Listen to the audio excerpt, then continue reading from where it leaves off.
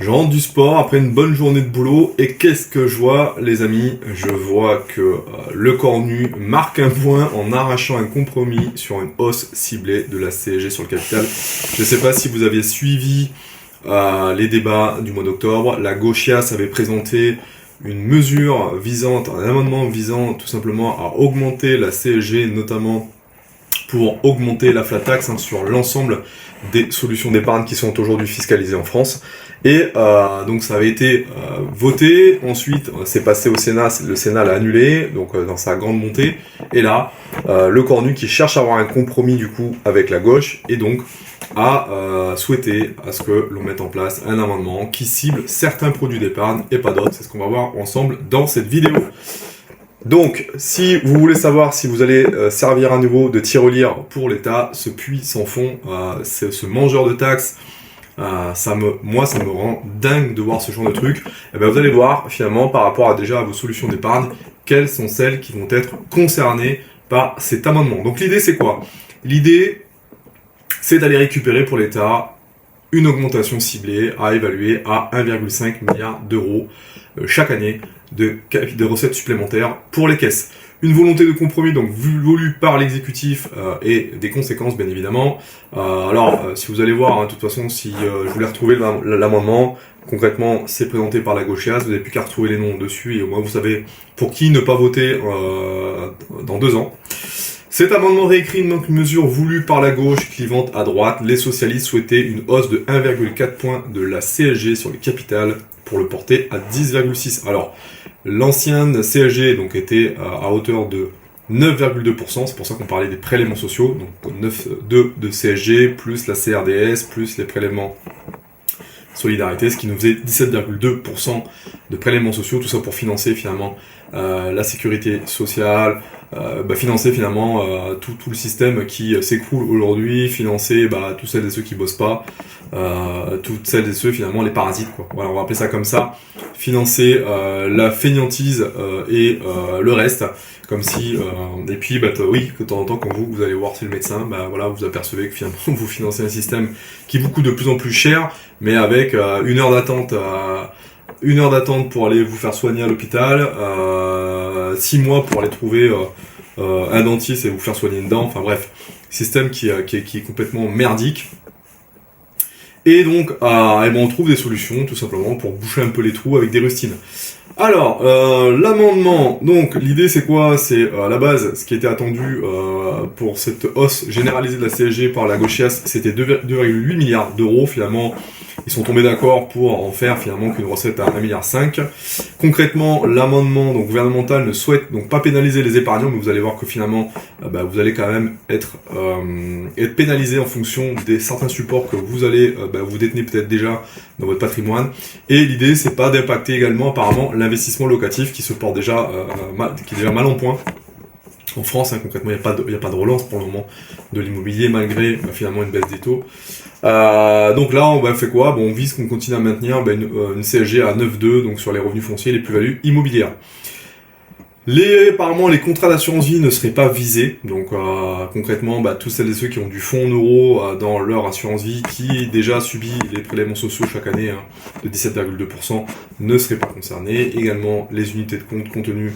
Donc si vous rachetez vos contrats de manière partielle ou totale, la fiscalité ne devrait pas évoluer à la hausse concernant les prélèvements sociaux.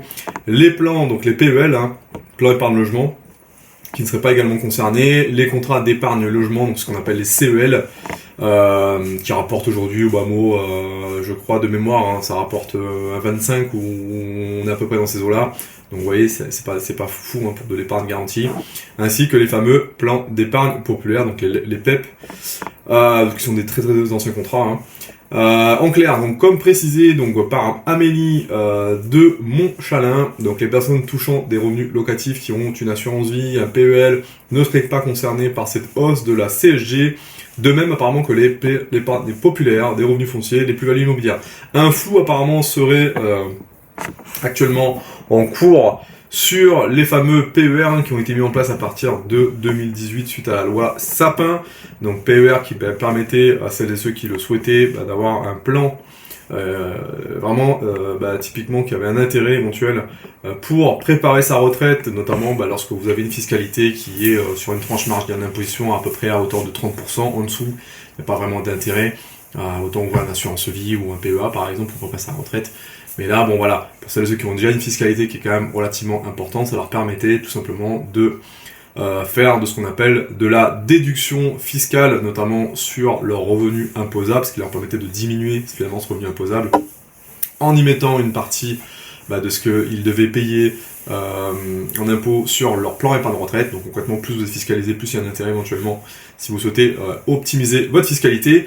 Et donc ça, apparemment, on sait pas trop. Voilà, on sait pas trop. Apparemment, elle serait peut-être pas concernée. Bref, en fait, ça il y a encore un peu le flou. Voilà, on met en place des choses, finalement, c'est le flou. On voit qu'on aura une CSG à 2 vitesses, on y comprendra encore. La fiscalité va encore devenir encore plus complexe qu'elle ne l'est déjà. C'est typiquement ça. Cette hausse de 1,4 de la CSG sera maintenue sur des dividendes. Alors, les dividendes, concrètement, il n'y a pas besoin d'être quelqu'un d'aisé pour percevoir des dividendes. Concrètement, les plus-values sur les actions, c'est pareil. En fait, on va pénaliser finalement toutes celles et ceux qui détiennent, notamment, je pense au plan épargne en action, je pense au compte titre ordinaire.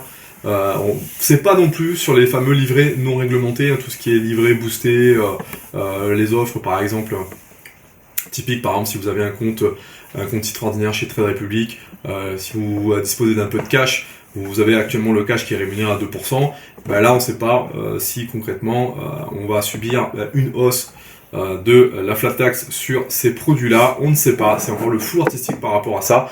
Toujours est-il que concrètement, quand vous allez sortir de l'argent de votre PEA au bout de 5 ans, on sera plus sur des prélèvements sociaux à 17,2, mais on sera sur des prélèvements sociaux, donc avec 1,4 points de plus qui vont s'ajouter au fameux 17,2, donc on sera à 18,2, 18,6, voilà, tout simplement, voilà, pour vous résumer, on sera à 18,6 de prélèvements sociaux.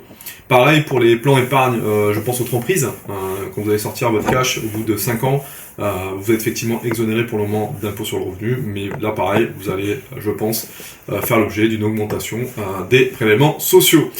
Voilà pour ça, concrètement, encore une fois, on ne cherche pas des solutions pour réduire les dépenses en France, on cherche plutôt des solutions pour augmenter les recettes. Et comment fait-on pour augmenter les recettes? On augmente tout simplement les impôts.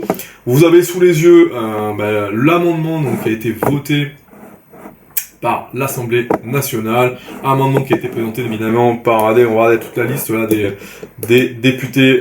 Écoutez, vous regardez tout simplement qui ils sont. Dedans, vous avez qui?